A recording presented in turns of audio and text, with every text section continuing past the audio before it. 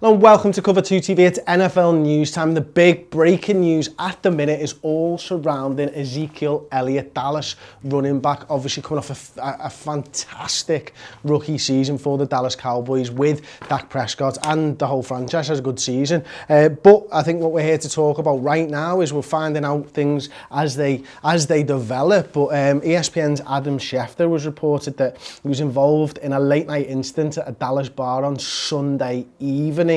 Now, it's a man has supposedly got a broken nose, question marks over whether it was actually the DJ or stuff, but apparently the fellow was so inebriated or drunk that he didn't remember who it was that punched him, but a friend of the person who was injured has said that it was running back Ezekiel Elliott. Now, this is strange times at the moment for Ezekiel Elliott because, you know, if you remember back to the, well, what are we talking, domestic violence allegations made against him. Now, the NFL are investigating this domestic violence case, from, well, a long time ago now, but he was cleared of criminal charges of that, but the NFL investigation is coming to a head, and you know, we're looking at maybe a 1 or 2 game suspension for Ezekiel Elliott. Now, what's going to happen if this is true as well? And you know, what type of a message does that send out from Ezekiel Elliott, not just for the franchise in general, but to kids, fans of the show and stuff? Now,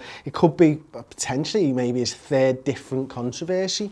You know, obviously a lot of this is going back to his Ohio State days, but he's bringing the Dallas Cowboys, dragging the Dallas Cowboys name through the mud a little bit at the moment. I think, you know, he's also been pictured, it was something to do with marijuana as well, not so long ago, that Jerry Jones wasn't very happy about. So we've got the marijuana stuff, we've got the, obviously the domestic abuse or violence case, and now we've got this reported bar fight. It's crazy, isn't it? I mean, this guy said he's learned from his mistakes when talking after the domestic violence stuff, and it doesn't seem to be that that's the case, to be honest. But of course, all this might be completely fabricated at the moment. We don't know. This is a developing story, and we will bring you more on this probably tomorrow when we find out a little bit more. But not good for the Dallas Cowboys season preparations. Not good at all, and a man who's going to feature heavily for the Dallas Cowboys this season. You know, that 1 or 2 game suspension really could hurt the Dallas Cowboys. You know, it was the twin threat of Dak Prescott and Ezekiel Elliott that offense was really built on last season, and you know, they'll be hoping to continue that with as little furore as possible going into the season. Anyway, so let me know your thoughts on that in the comment section below. Of course, fascinating from where we sat here, but not good at all is what it looks like on the surface right now. Anyway, move on to the Jets. I mean, they've had, well, it's been terrible for New York Jets fans, hasn't it? I mean, they've released Eric Decker, David Harris, Nick Mangold, Brandon Marshall, Darrelle Revis. These are clearing out the veterans big time, and you know, the Quincy Enunwa, young player for the New York Jets, has been talking about their chances and stuff, and it looks like they're going bust this season, doesn't it? With and look, cutting out all the veteran players and trying to build that franchise from scratch again with the youthful exuberance of players like Quincy and stuff. And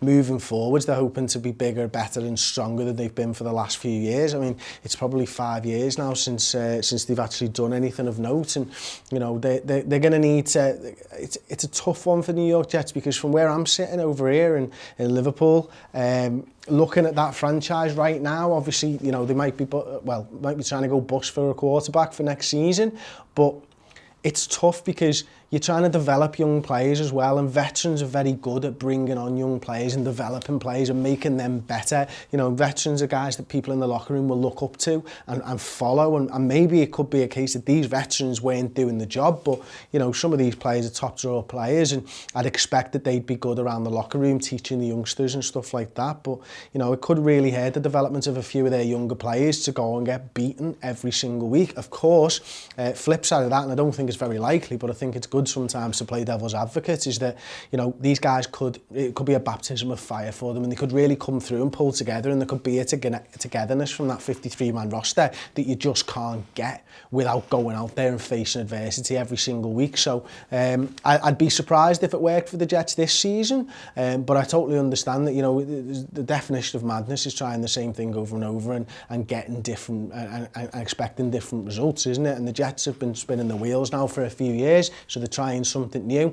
Now, it's a very, very tough league to be able to try something new like this in, but they're going for it, fair enough. And finally, last piece of news, Julian Edelman has been talking about the 19-0 shouts from Patriot fans. Now, look, there's loads of fans saying that the Patriots could go 19-0. We know that that's very, very difficult. I mean, the Giants put paid to that a few years ago, didn't they? After 18-0 start of the season in the Super Bowl, the Giants won it, Eli Manning and all that. But it's going to be difficult, and I think I like what Julian Edelman's saying here. He said when you go out and play in the National Football League, it's one of those things where it's even stupid to think about that. It's never been done. You don't really want to talk about it. My focus is more on trying to get ready for the season, trying to learn from your teammates, form your identity.